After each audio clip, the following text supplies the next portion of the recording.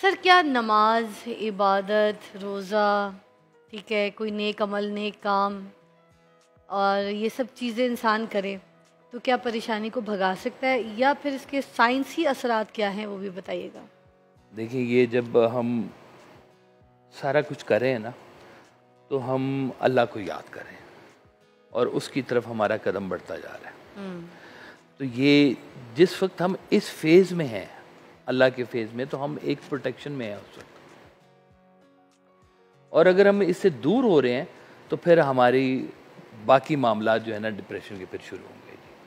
हम लोग फिर लोगों को माफ़ नहीं करेंगे, हम लोगों के दिल में हसद पैदा होगा और ये कुछ 6-7 किस्म की बड़ी ख़तरनाक रूहानी बीमारी है। रूहानी है क्योंकि ये मेडिकली इनका इलाज कोई नहीं है। हसद का कोई इलाज नहीं है, गुरूर का कोई इलाज नहीं है, नफ्स परस्ती का कोई इलाज नहीं है। एक चीज़, अल्लाह से जो दूरी है, अल्लाह से दूरी इख्तियार करेंगे तो हम डिप्रेशन की तरफ जाएंगे, ठीक है।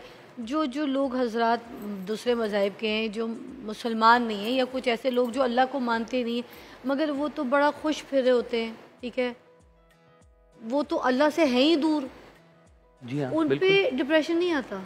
क्यों नहीं आता? सब पे आता है। हर एक पे एक फेज़ आता है।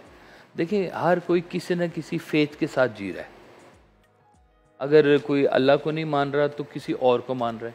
या चलें हम एथियस्ट का भी नाम ले लें कि वो भी अगर किसी को नहीं मान रहा तो ये तो मान रहा है कि मैं किसी को नहीं मान रहा।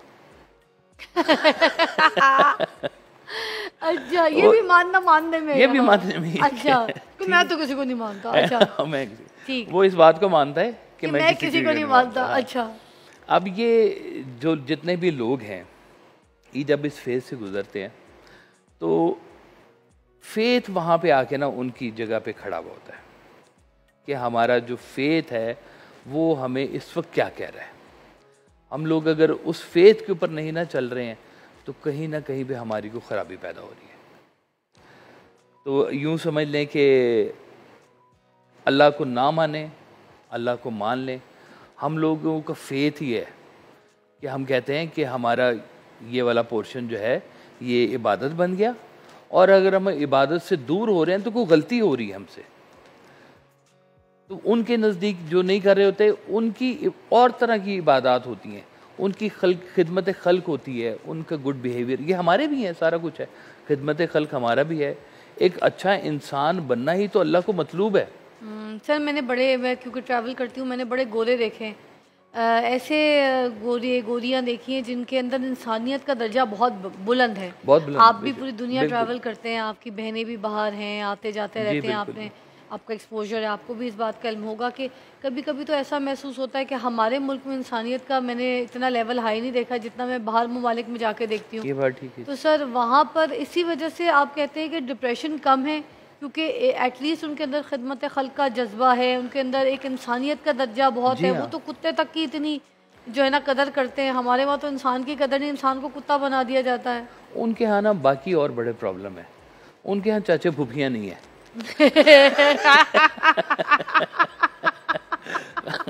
खाला मामे नहीं है ना। हम तो अल्लाह के फजल से ना इतने रिलेशंस के अंदर मौजूद है ना, इतने ढेर सारे। हाँ, इसलिए हमारे मसला जात भी बहुत है। हमारे हैं, इस वजह से इश्यूज भी हैं और यही हमारी ताकत भी है। वाह बात है, क्या बात है। हाँ, मैं एक दिन बेटा गिन रहा था तो मेरे तकरीबन कोई 71 फर्स्ट कजन्स बनते हैं जी मेरे। तो ये हमारे जो रिलेशन है ना, अल्लाह की बड़ी मेहरबानी है। वो कुछ चीज़ों से ना आज़ाद हो गए हैं कि फ़ोन करके आना है। मैं किसी के घर में था तो इवन कराची में गया एक घर, तो मैंने उनसे पूछा कि तुम्हारे घर आखिरी मेहमान कब आया था। वो देखा ना मैंने सोफ़ों के ऊपर कवर पड़े हुए हैं, ये है वो है। उन्होंने कहा जी कुछ 2 महीने पहले कोई मेहमान आया था। मैं बड़ा हैरान हुआ कि मेरा तो कोई दिन ना गुजरे मेहमान ना आए तो मुझे हो जाता है कहीं अल्लाह मुझसे नाराज तो नहीं हो गया। बात सही कही, वो सोफों पे जो चादर डाल दी गई होती है, डाल के रखी होती है जी। हाँ, क्योंकि कोई आता कोई नहीं कम। हाय हाय, क्या बात कही आप। तो हम लोग हैं जी, ये इसी चीज़ में बहुत अल्लाह ने हमारी इसमें ताकत भी रखी हुई है, हमारी नेमत भी रखी हुई है। देखें, अगर कोई कहे ना कि आपके अजीज़ लोग कौन हैं, जो जिनको आपके जाने के बाद सचमुच का दुख होगा, सचमुच का। आप उंगली के ऊपर गिनना शुरू करें, मेरा ख्याल है 70 नहीं आप क्रॉस करेंगी।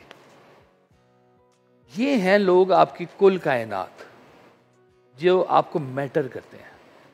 आपके भाई साहब कहते थे कि जिन लोगों को तुमने गम दे के जाना है, इन्हें जिंदगी में खुशी जरूर दे के जाना। वाह क्या बात है। ये है आपके लिए कीमती लोग, उनके पास ये नहीं है, नहीं है उनके पास।